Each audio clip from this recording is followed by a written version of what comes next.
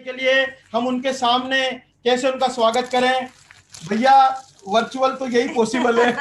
इच्छा तो हो रही है भैया कि आसमान से चांद तारे लोग तोड़ के आपकी इस राह में बिछा दें और फूलों से आपको लाद दें, पर बस ये हमारा प्रोटोकॉल है कि अपन मिल नहीं सकते और आप यहाँ आए, हमसे बात कर लेंगे और हमको इतना वो देंगे, उसके लिए हम आपके बहुत बहुत आभारी हैं। बहुत बहुत धन्यवाद भैया।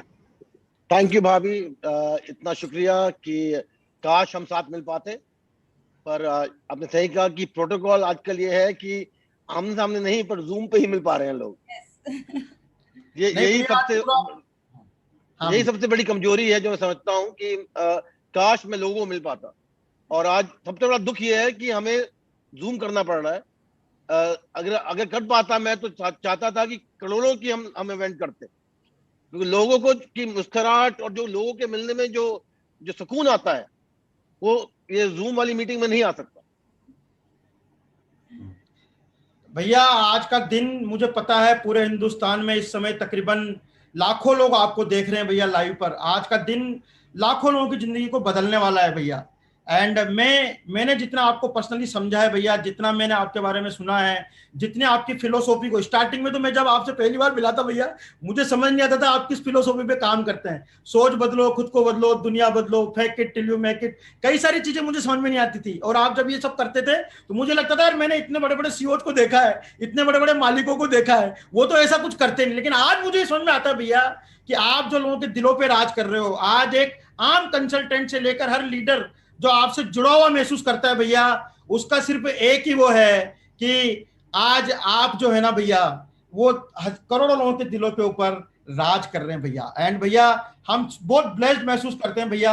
आज मैं आपसे पूछना भी यही चाहूंगा भैया, क्योंकि मैंने इस इंडस्ट्री में देखा है भैया, जितने भी इस इंडस्ट्री को लोगों ने बड़ा बिल्ड किया है, जितने भी इस इंडस्ट्री के अंदर लोग बड़े बने हैं भैया, उन लोगों ने कहीं ना कहीं जब इस इंडस्ट्री को देखा था तो वो इस इंडस्ट्री से पैसा बनाना चाहते थे भैया।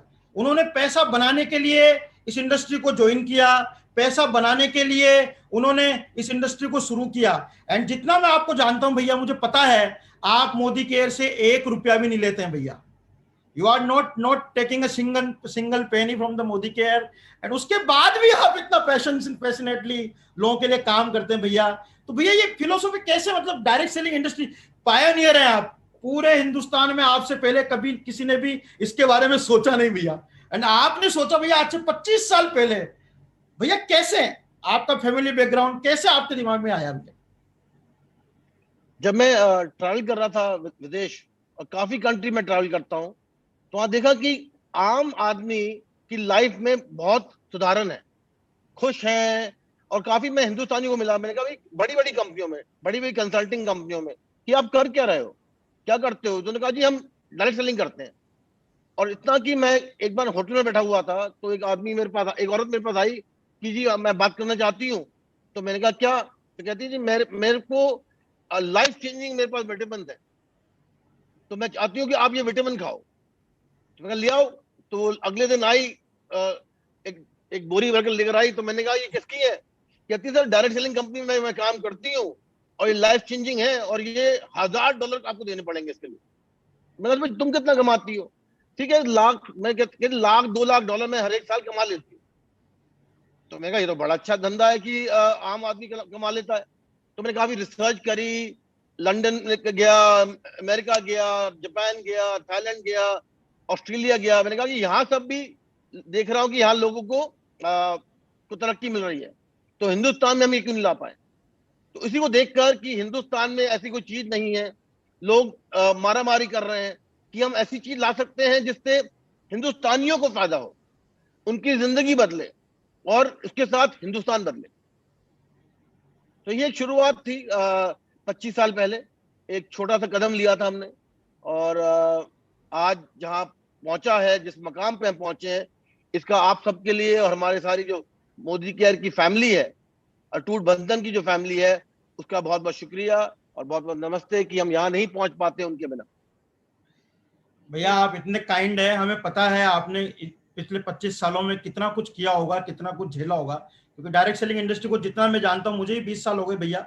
एंड कई सारी फॉरेन कंपनियों में काम करने के बाद, सारी दुनिया देखने के बाद मुझे समझ में आया कि जो मोदी केयर कर रहा है वो तो कोई भी नहीं कर रहा है भैया। Nobody is doing that.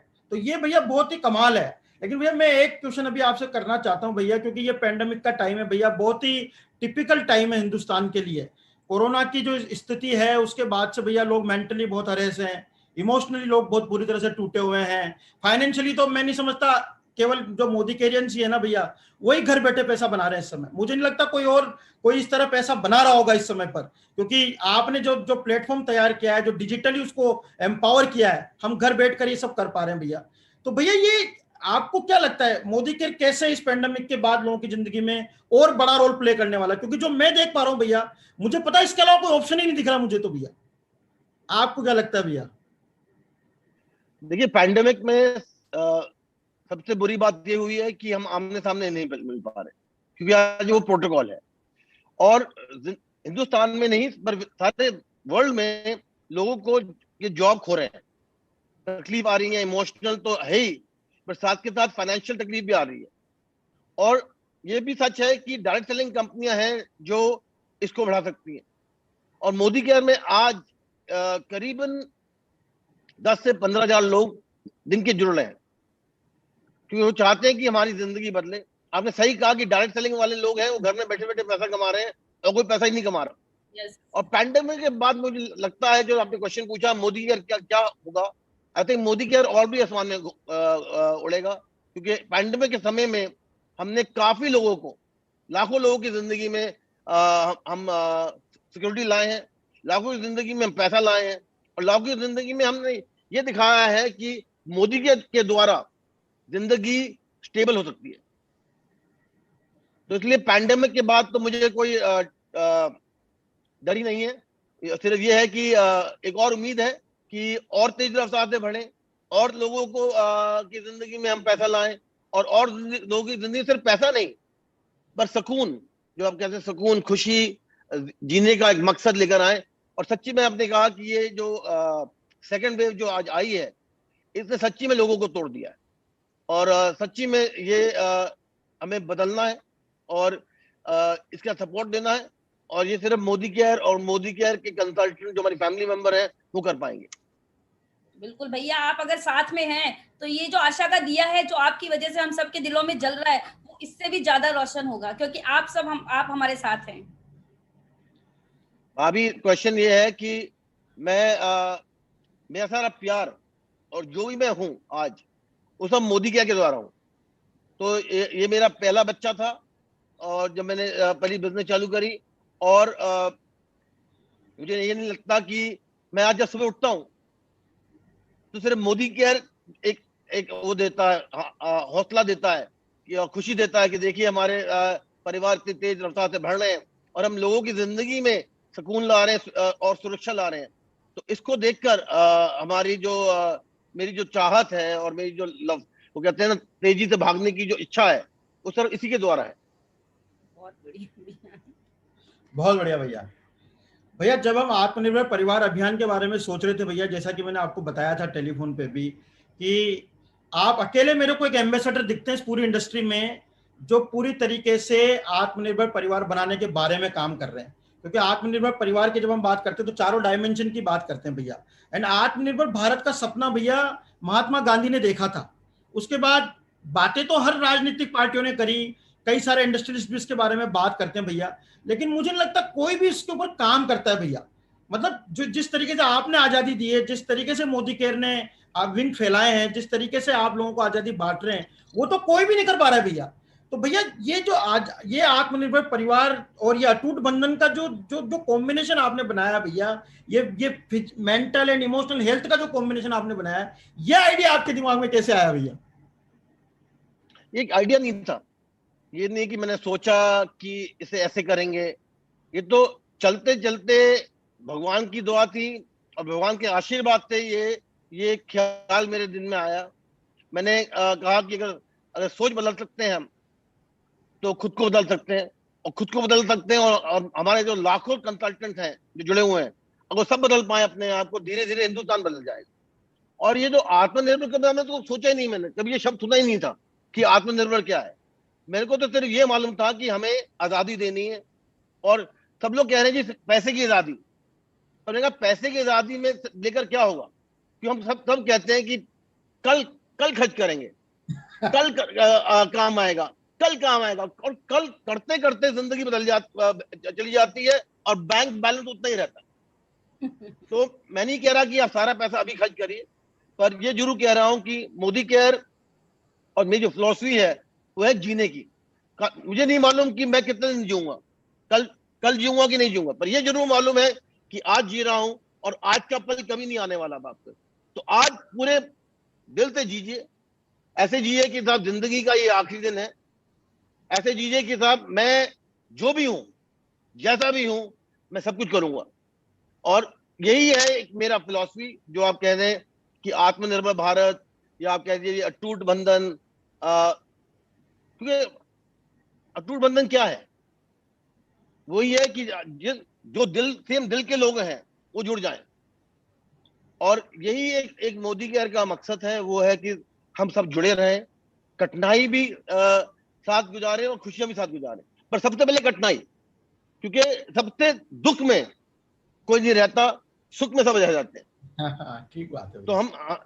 तो यही है, यही एक छोटा सा मकसद है, एक छोटी सी कदम ली है। मुझे पूरा बिलीफ है, पूरा हौसला है, पूरा भरोसा है कि हम मोदी केयरियंस जरूर हिंदुस्तान में चेंज लाएंगे। थोड़ा थोड़ा ला रहे हैं, पर जरूर हिंदुस्तान में चेंज लाएंगे, और हिंदुस्तान के इतिहास में मोदी केयरियंस का नाम आएगा।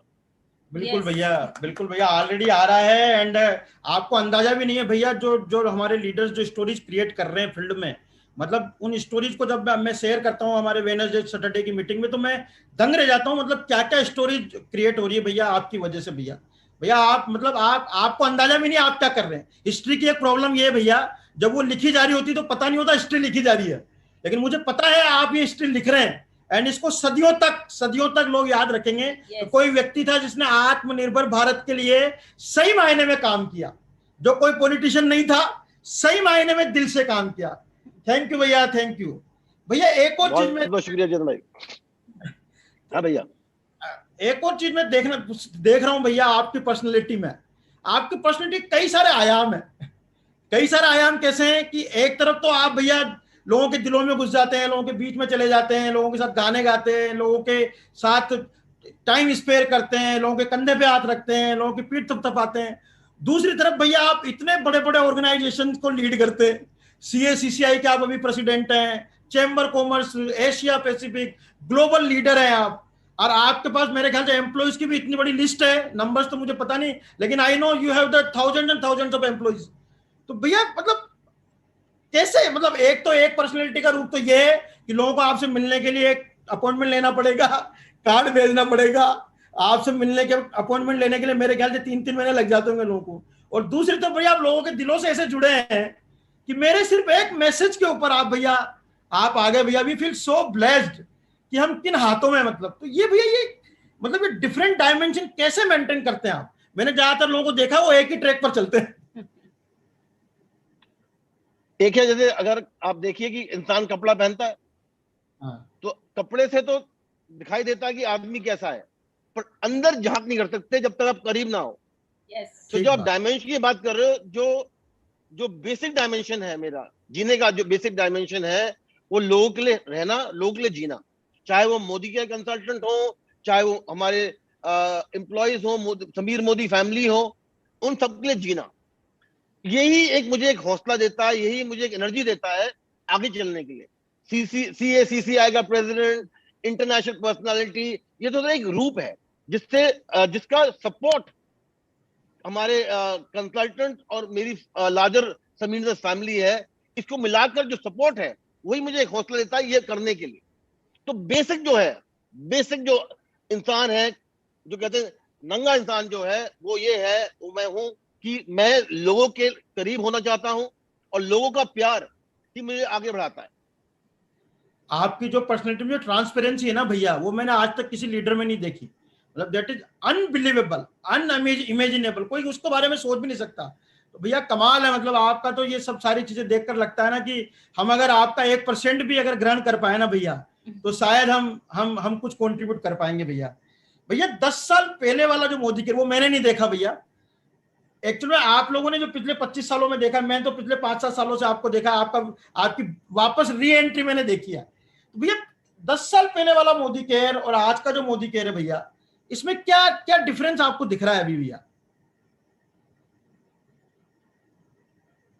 जब मैंने मोदी केयर छोड़ा था करीबन 18 साल पहले, और जब मैं मोदी केयर में आया 5 साल पहले, भैया वो स्टोरी 13 में साल के बनवास। आपने मोदी केयर क्यों छोड़ा था भैया? मतलब मेरे को अभी भी ये समझ में नहीं आती कि ये बेबी आपका पैदा किया हुआ था आपने, मतलब कैसे इसको? वेल, जॉइंट फैमिली रहकर कभी कभी हो जाता है। मैं स्वर्गीय पिताजी ने समझा कि वो इसे और तेज बढ़ा पाएंगे और मेरे को और काम में देखना चाहिए, तो अब अपने बॉस और फादर को मना नहीं कर सकते, तो इसलिए मैं थोड़ा स्टेप अवे हो गया। पिताजी का आदेश था इसलिए मैं सेपरेट हो गया, और पिताजी का आदेश था वापस आने का भी 13 साल बाद। तो कहते हैं 13 साल के बनवास के बाद 13 साल बनवास के बाद में जब मैं आया, और आज जो मोदी केयर है और जब मोदी केयर जो पहले था उसमें कोई सिमिलरिटी नहीं है। लोग सेम है पर और कुछ सेम नहीं है। ना तो हमारा सिस्टम सेम है, ना हमारा मार्केटिंग प्लान सेम है, ना हमारी उम्मीद सेम है, ना हमारा थिंकिंग प्रोसेस सेम है। तो अगर आप सोचें कि मोदी केयर कितने साल पुराना है, तो एक तरफ 25 साल पुराना है और एक तरफ 5 साल पुराना है। तो फर्स्ट जनरेशन है 25 साल पुराना, सेकंड जनरेशन है 5 साल पुराना। तो उसमें कोई सिमिलरिटी नहीं है। जब मैं वापस आया मोदी केयर में, तो सारे प्रोडक्ट को री इंजीनियर किया, सारी ब्रांडिंग फिर से करी, मार्केटिंग प्लान फिर से देखा, सेल्स प्लान फिर से देखा, सेंटर्स फिर से देखे, और जो भी पहले का जो अच्छा था उसे रखा, बाकी सब फेंक दिया। तो आज मेरे हिसाब से ये एक नया मोदी केयर है जिसकी पहचान पिछले मोदी केयर से बिल्कुल नहीं। आप सही समय पे आए हैं भाई, भैया भाभी सही समय पे आए हैं। राम जी जब अयोध्या आए थे 14 साल के वनवास के बाद, तो पूरे हिंदुस्तान का नक्शा बदल गया, और आप हमारी जिंदगी में आए हैं 14 साल के 13 साल के वनवास के बाद, तो बिल्कुल पूरी फिजा बदल जाएगी, ये हमको पूरा विश्वास है। बिल्कुल बदल गई है भैया। आपने जो बैलेंस लाइफ जिसके बारे में सोचा करता था ना भैया, वो आया ही इस वजह से क्योंकि हम मोदी केयर के अंदर आए भैया। इट्स मतलब आज जो बैलेंस में देख पा रहा हूँ मेरी लाइफ में, दोनों बच्चे आईआईटी में हैं, दोनों बच्चे मतलब वो सब इस वजह से हो पाया भैया कि आपका हमें आशीर्वाद मिला भैया, आपका प्यार मिला भैया। क्या आपके लिए कभी भी शब्द नहीं होते भैया। मतलब हम स्पीचलेस हो जाते हैं जब आपकी बातों को सुनते हैं, ऐसा लगता है बस आप ही को सुनते रहे भैया। एक चीज मैं आपसे पूछना चाहता हूँ कि ये जो बिजनेस है ये भैया लोगों का बिजनेस है, it's people's business, and there are मेरे ख्याल से 10 करोड़ से ज्यादा लोग डायरेक्टली इनडायरेक्टली मोदी केयर से अभी एक्वेंटेड है, और पूरा हिंदुस्तान अब मोदी केयर को जानता है भैया। तो भैया आपको क्या लगता है, मतलब पब्लिक की जो डिसीजन मेकिंग जो मोदी केयर या कोई भी कंपनी जो इसके अंदर काम करती है, डिसीजन मेकिंग में उन लोगों का कितना रोल? जैसे आपने तो एडवाइजरी काउंसिल बनाई भैया, आप लोगों की राय भी लेते हैं, मुझे पता है आप एक आम आदमी का फोन भी रात को 3 बजे उठा लेते हैं भैया। मेरे को कल किसी ने बोला कि सवेरे 3:30 बजे आपने किसी को व्हाट्सएप पर उसकी किसी बात का जवाब दिया। मतलब मैं खुद, मतलब उसका जब मेरे पास फोन है मैं शोर में पड़ गया यार, ये how it is possible, person like you. तो भैया ये मतलब आपको क्या लगता है डिसीजन, आप अकेले हैं भैया जिस इंडस्ट्री में इस बारे में सोचते हैं? क्योंकि कई बार मैंने देखा है कि कंपनीज में, क्योंकि मैंने इंटरनेशनल कंपनीज में काम किया भैया, तो मैंने देखा है कि मालिकों की सोच अलग होती है, फिर कॉर्पोरेट्स की सोच अलग होती है, एंड पब्लिक की सोच तो कहीं रह जाती है। वो तो बेचारे काम ही करते रह जाते हैं, उनको समझ ही नहीं आता वो कर क्या रहे हैं। तो भैया ये आप कैसे ये मैचिंग कैसे बनाई आपने भैया? मुझे मेरा काम करने का तरीका थोड़ा अलग सा है कि मैं सोचता हूँ जो मोदी केयर जनता की कंपनी है, मैं तो सिर्फ बैठे होते चला रहा हूँ, जनता के लिए चला रहा हूँ, आम आदमी के लिए चला रहा हूँ, मोदी केयर फैमिली के लिए चला रहा हूँ मैं। तो उनका इतना ही हक है जितना मेरा है मोदी केयर, और इसी को लेकर बात आगे होती है। हमने एडवाइजरी काउंसिल बनाई है। मैं, आपने कहा कि 3:30 बजे मैंने किसी को जवाब दिया, दिन में समय नहीं मिलता जवाब देने का, तो जवाब में काफी व्हाट्सएप आते हैं और उनका जवाब मैं सिर्फ रात को दे पाता हूँ। तो जैसे कि कल रात को मैंने मेरे पास करीब 250 व्हाट्सएप थे कल रात को, और वो आज सुबह खत्म हो गए, सारे जीरो हो गए थे। अब सुबह मैं उठा हूँ तो 150 और आ गए। तो उनका जवाब रात को ही दे पाता हूं मैं। जैसे कि आज मैं सोया, कल रात को मैं सोया हूं करीबन आज सुबह 6:30 बजे। 6:30 बजे मैं लास्ट जवाब दे पाया, और कई कई क्वेश्चन है उसमें जवाब नहीं दे पा रहा था मैं रात को, उसका जवाब में आज देना है। तो मुझे तो ये बिल्कुल क्लियर है कि जल्द से जल्द जवाब दिया जाए, किसी का की परेशानी हो उसको सॉल्व किया जाए। क्योंकि अगर वो आदमी मेरे को रीच आउट कर रहा है, तो कहीं ना कहीं हम उसको सेटिस्फाई नहीं कर पा रहे, सिस्टम से सेटिस्फाई नहीं कर पा रहा, तो उसमें मुझे आगे अपना इनिशिएटिव लेना पड़ेगा। शायद मैं कुछ कर ना पाऊं, क्योंकि कुछ हम कर नहीं सकते, पर ये जरूर जरूर है कि मैं हर एक की आवाज सुनना चाहता हूं, और हर एक को ये कॉन्फिडेंस देना चाहता हूं कि मैं उनके लिए हूं। क्योंकि अगर मैं आम आदमी की कठिनाई नहीं दूर कर पाऊं, तो मोदी के में रहने का मेरा कोई मकसद नहीं। भैया कमाल ये, फिर भी लोग आपको मतलब आपको लोग मैसेज करते थे। मैं तो ताज्जुब ये कर रहा हूँ कि लोगों की हिम्मत देखिए भैया। मतलब मैं सोच नहीं पा रहा हूँ कि एक एक आम आदमी मतलब आपको मैसेज कर देता है। कमाल है, और आप उसका जवाब देते। मतलब मैं उसकी उसकी जो फीलिंग है भैया, मतलब वो किस लेवल तक अंदर तक आपको चाहने लगेगा भैया। मतलब मैं समझ नहीं पा रहा हूँ, क्योंकि ये सिर्फ, और ये मतलब मुझे पता है ये आपके लिए बिल्कुल भी संभव नहीं है कि 250-300 मैसेज का जवाब देना। मैं तो बल्कि पब्लिक से यही अपील करूंगा, क्योंकि आज मुझे पता है लाखों लोग इसको उसको देख रहे हैं कि भैया भैया को परेशान मत करो यार, वो आपके हमारे लिए रात दिन सोच रहे हैं बेहतर बनाने के लिए। आप उनको प्लीज डायरेक्ट मैसेज ना करके अपने अपनी कोई भी अगर आपको समस्या है, तो हमारे पास पूरा का पूरा एक सिस्टम है, एंड वो सिस्टम आपके लिए काम करता है। मतलब मुझे मेरी एक डाउनलाइन ने भैया आपको आपको कर दिया था।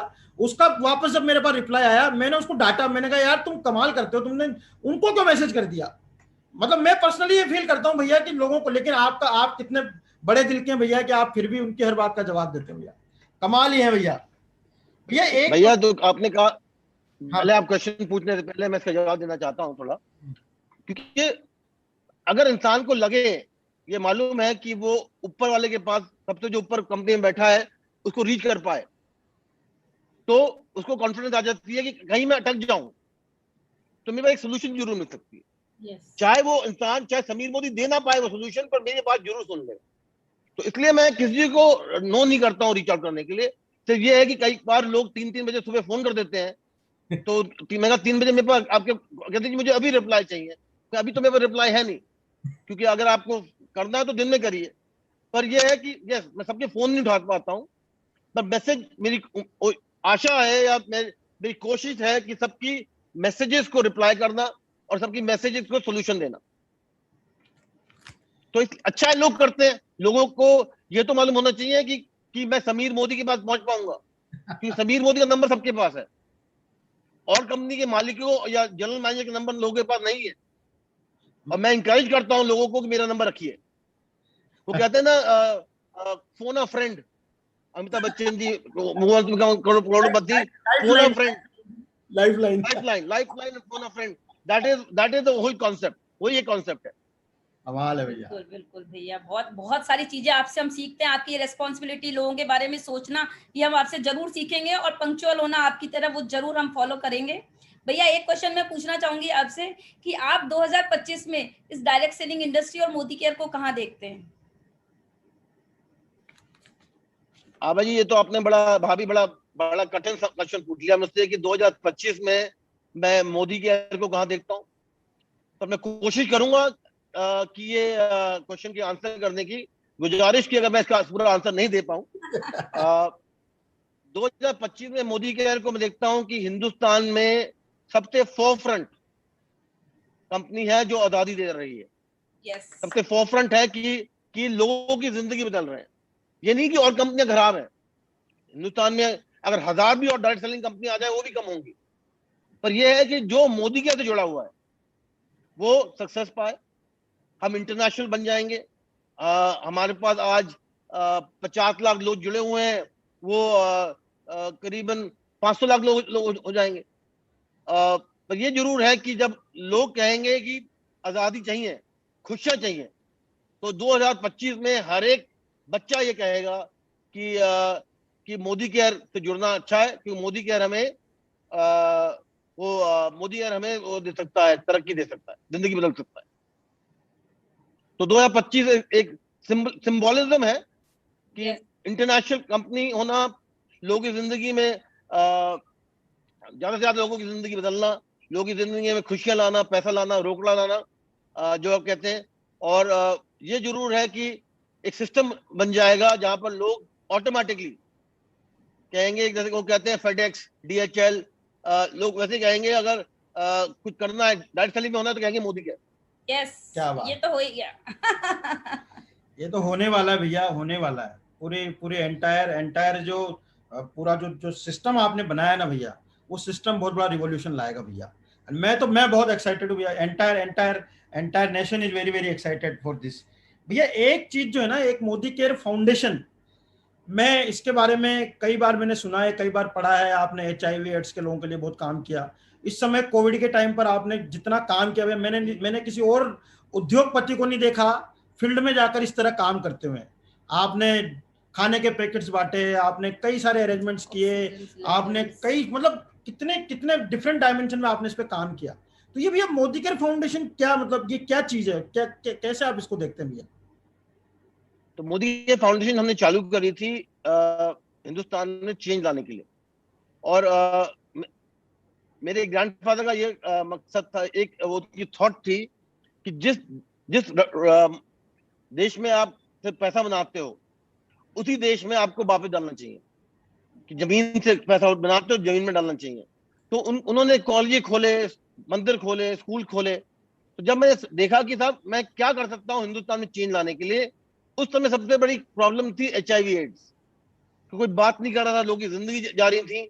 तो मैंने कहा HIV एड्स के बारे में हम एजुकेशन देंगे, और हमारा 1% जो हमारा का प्रॉफिट है कंपनी का, वो हम इस फाउंडेशन में डालेंगे। तो आज हम HIV एड्स के बारे में बात करते हैं, पर उससे ज्यादा हमारा जो मेन काम है वो है औरतों और बच्चों पर। कि करीबन आज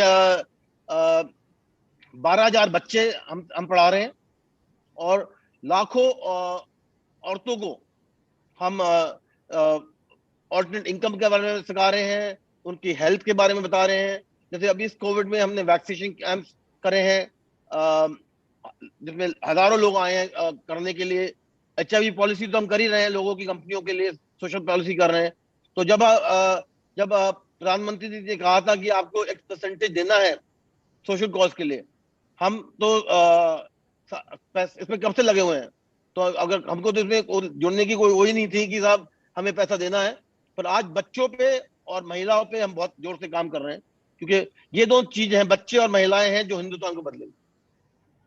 हम मर्द लोग तो हैं ही हैं, पर जो हमारे साथ हमारी वाइफ है, भाभी हैं, बच्चे हैं, ये आज नए हिंदुस्तान के लिए बहुत जरूरी है।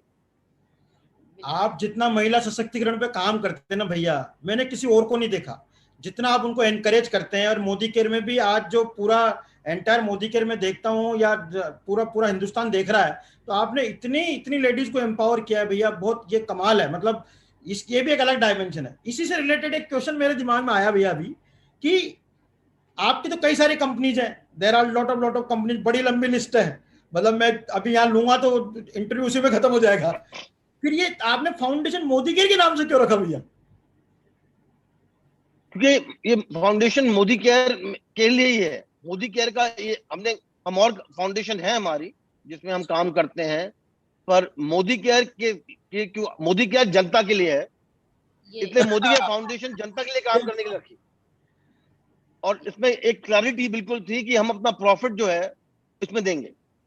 तो ये क्लैरिटी थी कि साहब, और ये है कि जैसे कि काफी गवर्नमेंट लोगों के लिए हम काम करते हैं। हमने काम किया है CRPF के लिए, हमने नेवी के लिए काम किया है, एयरफोर्स के लिए काम किया है, DT बस कॉर्पोरेशन के लिए काम किया है, टाटा के लिए काम किया है, जिंदल स्टील के लिए काम किया है, दिल्ली मेट्रो कॉर्पोरेशन के लिए काम किया है। तो काफी एंटिटी से हमने काम किया है। और वहां जो पैसा लगाते हैं लोग, हम कहते हैं अगर आप 100 रुपए लगाएंगे तो 100 रुपए प्रोग्राम में जाएंगे। एडमिनिस्ट्रेशन फी हम कुछ नहीं लगाते, क्योंकि हम पैसा उसको खुद देते हैं। तो जितने भी लोग हैं वो सारे मेरे लिए काम कर रहे हैं, उनकी तनख्वाह हम देते हैं। तो अगर आप 100 रुपए देंगे तो 100 रुपए बिल्कुल जमीन पे काम पे जाएंगे। और कंपनी में क्या होता है, ऑर्गेनाइजेशन में क्या होता है, अगर आप 100 रुपए देते हो तो 40 रुपए जाते हैं जनता को, और 60 रुपए लगते हैं ऑर्गेनाइजेशन को सपोर्ट करने के लिए। हम्म। तो ये भी एक खास बात है। बल्कि कई साल पहले हमने जो प्रेसिडेंट जी ने गर्ल चाइल्ड प्रोग्राम लगाया था, लॉन्च किया था दिल्ली में, उसके जो कोऑर्डिनेशन नोडल एजेंसी थी वो मोदी केयर फाउंडेशन। तो Modi care foundation is known well known for our work in children and women. नहीं भैया, मैंने और भी फाउंडेशन देखे हैं डायरेक्ट सेलिंग इंडस्ट्री में, बट वो लोग क्या करते हैं भैया, वो लोग जो ना पब्लिक के बिलों में पैसा जोड़ते हैं उसका। मतलब आपने बिल कटाया तो उसके अंदर 10 रुपए फाउंडेशन में जाएंगे, 2 रुपए फाउंडेशन में जाएंगे, ऐसा कुछ करते हैं। आप तो भैया वो लेते भी नहीं लोगों से। मतलब मुझे ताज्जुब इस बात का है कि उस फाउंडेशन के लिए भी आप पैसे नहीं लेते, मोदी केयर से भी आप 1 रुपया अपने नहीं लेते। तो भैया आप है क्या एक्चुअल में? मुझे समझ ही नहीं आया आप बने बने मतलब किस मिट्टी के बने आप? देखिए पैसे की तो कुछ कमी, वो ये नहीं कि पैसा जितना हो उतना ही कम होता है इंसान के। कि लोग कहते हैं साहब मुझे तो 100 रुपए चाहिए, जब 100 मिल जाते हैं तो 1000 चाहिए, 1000 चाहिए तो आते हैं तो 10,000 चाहिए। कब लोगों के लिए, ज्यादातर लोगों के लिए ये रकम जितनी भी दे दो उतनी कम होती है। मेरी फिलॉसफी में मैं खुश हूं कि कपड़े हैं, खाना है, मकान है, लाइफस्टाइल जो है वो परमात्मा की आशीर्वाद से और पिताजी के अच्छे कर्मों के लेकर जिंदगी अच्छी है। तो मुझे इतना इसका ग्रीड नहीं है कि साहब कि मुझे यहाँ से पैसा बनाना है। जो है नंगे आए थे नंगे जाएंगे। तो इस पैसे को तो मैं ऊपर ले जा नहीं सकता। तो अगर मैं नहीं ले जा सकता इस पैसे को, तो इस पैसे को इसी भारत में, इसी जिंदगी में लगाए ना। इसलिए मैं मोदी केयर मैं कहता हूँ लोगों को, मैं तो मुफ्त में काम करता हूँ।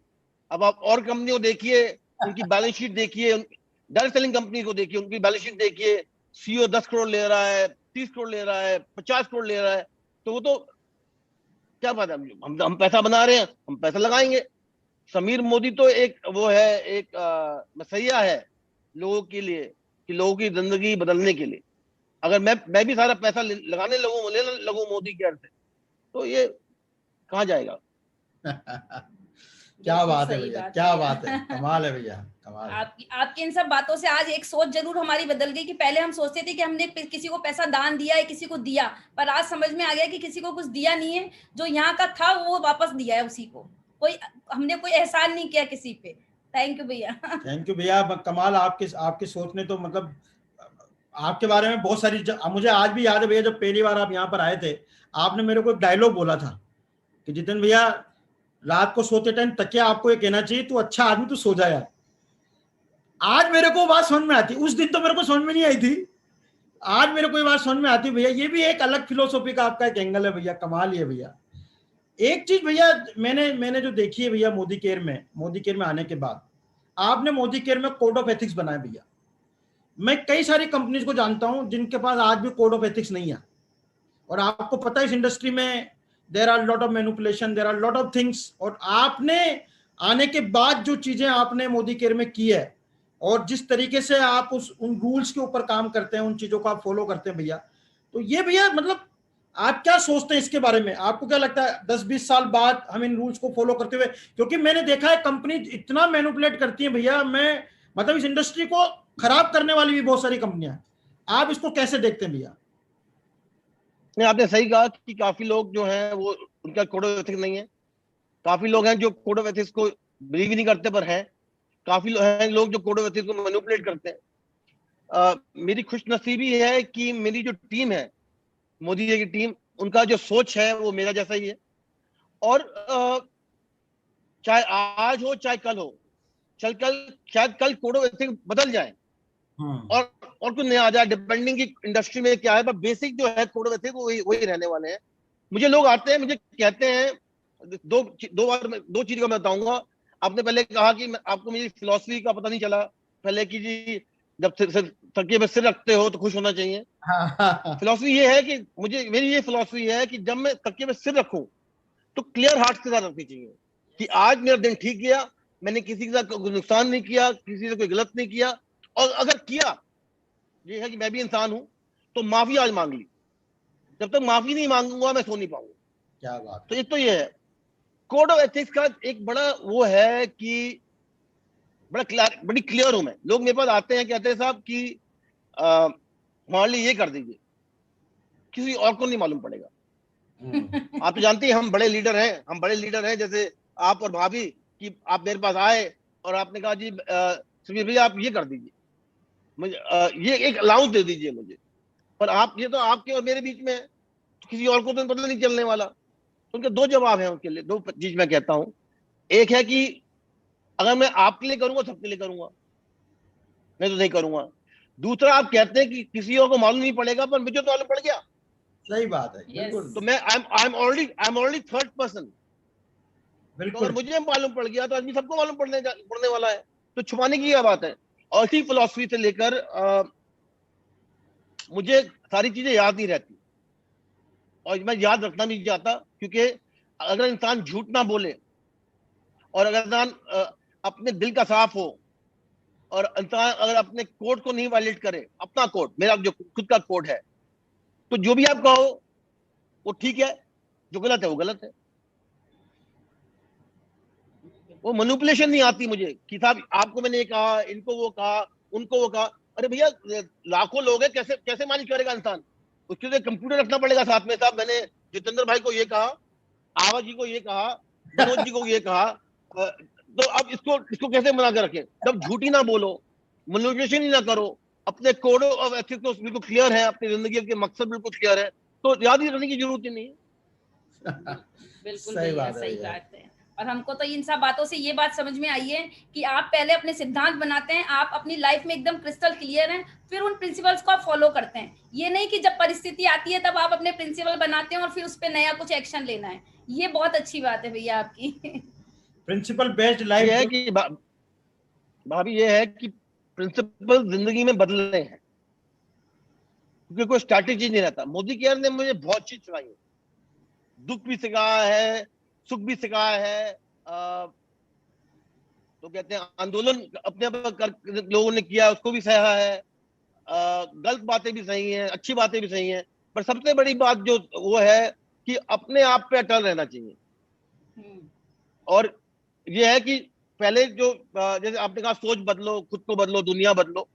और ये बड़ा क्लियर था कि मैंने एक बार ये बात बोली स्टेज पर, बिना मैं, क्योंकि जब मैं आकर बोलता हूँ, कोई रिटन स्पीच नहीं लेता, हिंदी में बोलता हूँ, और वो बातें, जो शब्द हैं वो खुद आ जाते हैं। जब जो ये शब्द आया, ये सेंटेंस आया, सोच बदलो वाला, तो मैं वापस आया ऑफिस में, मैंने कहा ये क्या कह दिया मैंने कि सोच बदलो, खुद को बदलो, दुनिया बदलो। तो इसी के साथ अगर मैंने ये कहा है, तो मुझे अपनी सोच बदलनी पड़ेगी, अपने आप को बदलना पड़ेगा, तभी मैं दुनिया बदल पाऊंगा। तो उससे, ये जो सोच बदलो एक कॉन्सेप्ट नहीं है, इसे जीना पड़ेगा। यस। और जीना, इसको जीना पड़ना आसान बात नहीं है। तो ये ठीक है। ये आज मुझे लगता है कि मेरा सबसे बड़ा जो मैं टेक अवे है वो है सोच। आज सबसे बड़ा जो मुझे गिफ्ट दिया है लोगों ने, वो है सोच और प्यार। बहुत बढ़िया भैया। बिल्कुल नहीं भैया, आई स्टिल रिमेम्बर मेरी आपके साथ जो पहली मुलाकात थी, आई स्टिल रिमेम्बर दैट उस समय के समीर मोदी जी और आज के जो समीर मोदी जी, भैया सल्यूट टू यू। मतलब वो कहते हैं ना, सोच बदलो खुद को बदलो, जो खुद को बदलो वाला जो है ना मामला भैया, वो अमेजिंग है, वो ड्रास्टिक है। मतलब मैं कोई इमेजिन इमेजिन नहीं कर सकता कोई आदमी कैसे अपने आप को इतना बदल सकता है भैया। हम भी रोज कोशिश करते हैं भैया, लेकिन आपको 1% भी अगर फॉलो कर पाए भैया, तो मैं समझता हूँ कि हमारी भी जिंदगी सफल हो जाएगी भैया। भैया आपसे तो जितनी बातें करें उतने कम है, जितना जितना आपसे वो करे उतना कम है। क्वेश्चंस तो बहुत सारे हैं, बहुत सारे लोगों ने मेरे को बहुत सारे क्वेश्चन भी किए, लेकिन मुझे नहीं लगता कि कोई क्वेश्चन ऐसा है जिसको मैं आपसे पूछूं भैया। हम तो उस लायक भी नहीं कि आपसे क्वेश्चन पूछे भैया। लेकिन आज मुझे पता है जो जो क्लैरिटी आज लोगों को आपने दी है भैया, वो अनइमेजिनेबल है भैया। भैया आप हमें ये बताइए अब कि हम तो सब आपको थैंक यू बोल देते हैं भैया, क्योंकि आप हमारे सबके गॉडफादर हैं। हम तो हर दिन सवेरे उठते हैं तो थैंक यू समीर मोदी जी बोल देते हैं कि भाई समीर जी ने हमारी जिंदगी में इतना बड़ा परिवर्तन लाया। पूरे हिंदुस्तान में जो मोदी कैरियन से, वो सवेरे उठ के आपको थैंक यू बोलना भूलते नहीं भैया। आप किसको थैंक यू बोलते हैं ये बताइए भैया। थैंक यू मैं कई लोगों को बोलता हूँ अपने मन में हर समय। थैंक यू तो अपने पिताजी का है, और मेरे ग्रैंडफादर रायपति गुजन मोदी का है कि वो उन्होंने इस परिवार में मुझे जन्म दिया। और दूसरा है कि भगवान को कि उन्होंने मुझे इतना केबल बनाया कि मैं कुछ कर पाऊं। तीसरा है पूरे समीर ने जो मेरे हमारे सारे एम्प्लॉयज हैं उनका प्यार। और चौथा है कि सारे कंसल्टेंट मोदी केयर, क्योंकि ये है मेरे मोटिवेशन, ये है मेरा, ये चार जो बकेट है, ये है जो मैं सबसे बड़ा थैंक यू मैं पूरे मोदी के परिवार को देता हूं, क्योंकि वो नहीं होते तो आज मैं यहाँ नहीं हूं। तो आप सबका बहुत बहुत शुक्रिया कि आपका प्यार, आपका आपका क्या कहते हैं आशीर्वाद, आपकी बिलीफ, आपका सपोर्ट से आज जो समीर मोदी है वो ये समीर मोदी इस कारण है। मुझे याद है जब मैं कोटा आया था पहली बार, बुरा मत मानिए भाभी और भैया, तो हाँ। मैंने आपके घर में देखा, आपने कहा मुझे कि देखिए मेरी रेलिंग है और इस रेलिंग में आपने कहा यहाँ पर एम्बे के सारे वो लगे हुए हैं, क्राउन के और इसके जाली में बने हुए हैं, कि मैंने एम्बे से बहुत कुछ मिला है, बहुत कुछ सीखा है। तो मैंने आपसे एक बात कही थी, भैया ये तो निकलना पड़ेगा, ये तो निकलना पड़ेगा। याद है आपको ये बात मेरी और आपकी घर के सामने हुई थी? भैया एंड ये सब निकलने की तैयारी है बिल्कुल, मतलब अब जैसे पेंडेमिक खत्म होगा एवरीथिंग विल बी रिनोवेटेड। नहीं क्वेश्चन मैं तो इसलिए कह रहा हूँ कि मैं बड़ा क्लियर हूँ कि लोगों के लिए जीता हूँ और लोगों के लिए मरता हूँ। और वो लोग, मैं इतना जनरलाइज नहीं करना चाहता, मैं मोदी केयर के लिए जीता हूँ और मोदी के लिए मरता हूँ। ये मैं एक मेरी हकीकत है, ये मेरी रियलिटी है और ये मेरे जीने का मकसद है। क्या बात है भैया, क्या बात है, मजा आ गया भैया आपसे बात करके। एंड पूरा हिंदुस्तान जो आज आपको सुन रहा है, आई नो अब जो समीर नेस है ना भैया, वो फ्लो करने वाली है। अब तक मोदी केयर फ्लो करता था, लेकिन now the Sameer ness will be float into the market, क्योंकि समीर नेस में बहुत सारी चीजें आ गई है भैया, है ना। मोदी केयर मुझे लगता है अब एक ऑर्गेनाइजेशन का शब्द रह गया है, लेकिन समीर नेस जो है ना भैया, वो पूरा हिंदुस्तान, हर हिंदुस्तानी के दिल में वो समीर नेस बहेगी। क्योंकि आज आपने जो प्रिंसिपल्स पे बात की, जो आपने अपने दिल की जो बात आज आपने बताई भैया, अनबिलीवेबल है, अनपैरेलल है। एंड हमारे पास तो शब्द नहीं भैया, आप आए, आपने हमारा मान बढ़ाया, आपने एक छोटे से मैसेज के ऊपर आपने इस इनविटेशन को स्वीकार कर लिया भैया। हमारे पास तो शब्द भी नहीं है, हमारे पास अब तो हम आपको भैया आत्मनिर्भर परिवार अभियान, इस अभियान को हम बहुत बड़े लेवल के ऊपर उठता हुआ देख रहे हैं। एंड आपने जो ये बैलेंस लाइफ का जो फॉर्मूला दिया है, सबसे बड़े एम्बेसडर आत्मनिर्भर परिवार अभियान के आप हैं। एंड ये भैया बहुत बड़ा रिवॉल्यूशन लाएगा। थैंक यू सो मच भैया, थैंक यू भैया। हमारे पास धन्यवाद शब्द बहुत छोटा है भैया, क्या बोले आप? भैया आपकी इस छवि में तो हम कहते हैं ना कि जैसे एक बच्चा हो उसको पिता का साया मिल जाए, एक भाई को उसको दुलार मिल जाए, आप जैसे सखा मिल जाए, तो सारे रिश्तों की जो कहते हैं ना एक बुनियाद, वो आप में देखी जा सकती है। और हर कंसल्टेंट वो फील करता है आपको देख के, उसको ये नहीं लगता है कि मैं किसी इतने बड़े इंसान, किसी अरबों खरबोपति से बात कर रहा हूँ, उसको ये लगता है कि मैं एक लेवल पे हम आपसे दिल से जुड़े हुए हैं। और ये आपकी बहुत बड़ी ग्रेटनेस है। और आज आपने यहाँ पर हमको आके इतना सिखाया, इतना आपसे हमने प्रेरणा ली, और आप हमारे लिए बहुत बहुत प्यारे हैं, बस मैं ये कह सकती हूँ। मतलब आप भाभी बहुत शुक्रिया, आपने ये इतना मुझे आदर दिया। और भैया आपने कहा कि मैं सिर्फ एक मैसेज से मैं आ गया, मेरे लिए आप दोनों तो बहुत जरूरी है, बहुत इंपॉर्टेंट है, और मोदी के परिवार बहुत इंपॉर्टेंट है। कि मैं, आप लोग मुझे ये कोई फेवर नहीं है मैं कर रहा हूँ, ये है मेरी आपकी दिल की पुकार और मेरी दिल की पुकार एक है। वो हमारा अटूट बंधन एक है। और जैसे वो तेरा जैसा यार मिला आपका और मेरा गाना है, वो हमारी एक हमने पहली बार मैंने आपके साथ गाया था। एक ये वो कहते हैं कि ये दिलों की जिंदगी है, हमारे पास दिल ही है। और आप भाभी और भैया आप तो बिल्कुल लाजवाब हैं। और मैं तो जब भी आप अकेले आते हैं मैं ये पूछता हूँ भाभी कहाँ है? भाभी को छुपा के रखा है। और आपका हर समय एक ही रीजन होता था उस समय कि बच्चों को पढ़ा रही है। अब बच्चे कॉलेज चले गए तो आपका कोई एक्सक्यूज नहीं है। तभी आज अच्छा है कि भाभी यहाँ पर आई हुई है इस प्रोग्राम में। नहीं भैया, हम बिल्कुल हमेशा आपके साथ हैं, हमेशा आपके साथ रहने वाले हैं। हमारी जिंदगी का एक एक कतरे का जो डिवोशन है वो अब आपके लिए भैया, समीर नेस के लिए, क्योंकि आज मेरे को बहुत सारी चीजें मिल गई है भैया आपसे। एंड लास्ट में भैया वही गाना आपके लिए वापस एक अंतरा सुना रहा हूँ भैया, उस गाने का जो हमने पहली बार गाया था।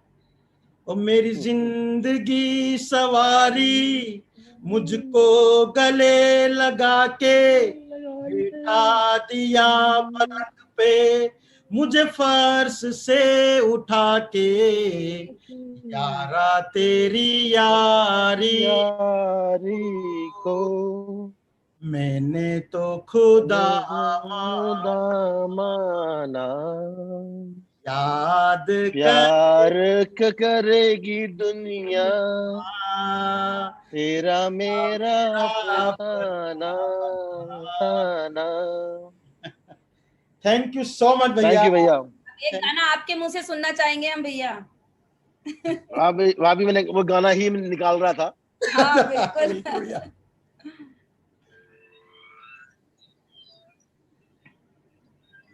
सॉन्ग नंबर 19 है भैया। सॉन्ग नंबर 19 हम सबका हर दिल अजीज सॉन्ग।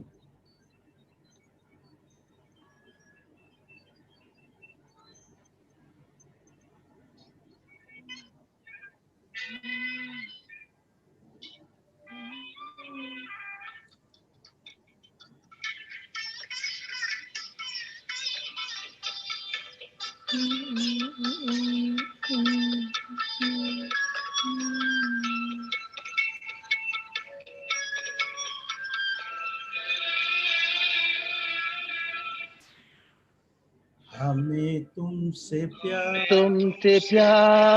कितना ये ये हम नहीं जानते, मगर जी नहीं सकते तुम्हारे बिना। हमें तुमसे प्यार कितना ये हम नहीं जानते, मगर जी नहीं सकते तुम्हारे बिना। हमें तुमसे प्यार।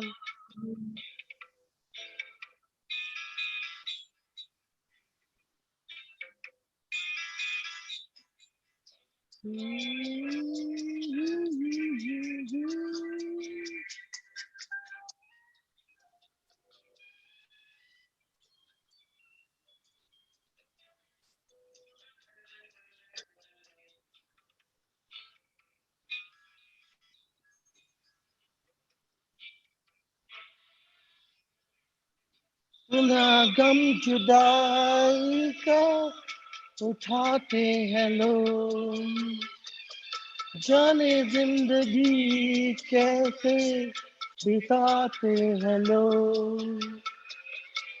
इंडिया तो लगे बरसते समा में इंतजार कितना ये हम नहीं जानते, मगर जी नहीं सकते तुम्हारे बिना।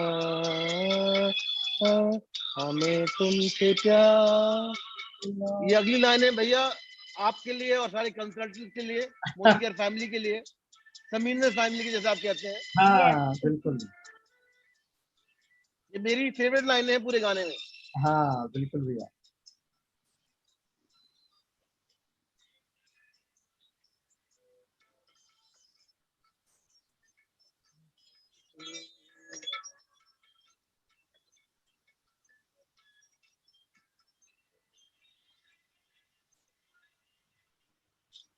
तुम्हें कोई और देखे तो जलता है दिल, बड़ी मुश्किलों से फिर संभलता है दिल। क्या क्या जतन करते हैं तुम्हें ना पता, दिल बेकरार कितना ये हम नहीं जानते, मगर जी नहीं सकते तुम्हारे बिना। हमें इनसे प्यार ना ये हम नहीं जानते, मगर जी नहीं सकते तुम्हारे बिना। भैया आपकी इन्हीं इन्हीं गानों ने जो है ना भैया, वो जो मैं मेंटल और इमोशनल हेल्थ की बात कर रहा हूँ ना भैया, ये मतलब अंदर तक लोगों को प्यूरिफाई कर देता है भैया। बस भैया आप ऐसे ही बने रहें, आप हमेशा स्वस्थ रहें, प्रसन्न रहें, क्योंकि भैया अपना ध्यान रखना बहुत जरूरी है इस समय पे। आपसे हमारी हाथ जोड़ के, मेरे पास कई कंसल्टेंट के हजारों जो मैसेज आए ना भैया, क्वेश्चन किसी ने भी नहीं पूछा, सबने एक ही बात लिखी है कि भैया को बोलना वो स्वस्थ रहें, प्रसन्न रहें, घर में रहें, कहीं ऐसा नहीं हो इस पेंडेमिक के टाइम पर वो मतलब बाहर निकलकर कहीं हम सबके लिए हमारे हमारे दिलों की धड़कनों को नहीं तेज करते। तो भैया आप स्वस्थ रहें, प्रसन्न रहें, खुश रहें, एंड ऐसे ही करोड़ों लोगों की जिंदगी को बदलते रहें भैया। थैंक यू सो मच भैया, love you love you love you, शब्द बहुत कम है भैया। और बस मैं लव यू भैया, लव यू भाभी। सॉरी भाभी, क्या कह रहे थे आप? आप बोलिए भैया, बस हम तो आपने जितने जतन लगाए ना, उनमें से एक भी जतन को हम बहुत यत्न से संभाल के रखेंगे, हर चीज को। थैंक यू भाभी, थैंक यू भैया। मेरा सिर्फ एक ही आदेश है सारे समीर मोदी केयर फैमिली को कि अपने आप को सेफ रखें, अपनी सेहत को ठीक रखें, अपने दिमाग में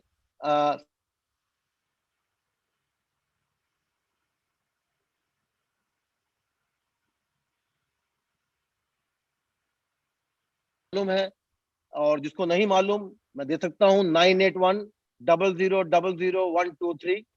एंड बस ये है कि मेरे को सिर्फ मार्केटिंग प्लान और प्रोडक्ट के बारे में मत फोन करिए। कष्ट हो तो जरूर फोन करिए, मेरी शायद मेरे हाथ पकड़ने की आशीष हो तो जरूर मैसेज करिए, और मैं आपके लिए हूँ। और भैया और भाभी, आज मुझे बहुत खुशी हुई कि आपने मुझे इस प्रोग्राम में बुलाया, मेरा इतना आदर किया, उसका मैं बहुत आभारी हूँ। और मैं आपको बहुत प्यार करता हूँ। I love you both, and आप लोगों को मैं बड़ा मिस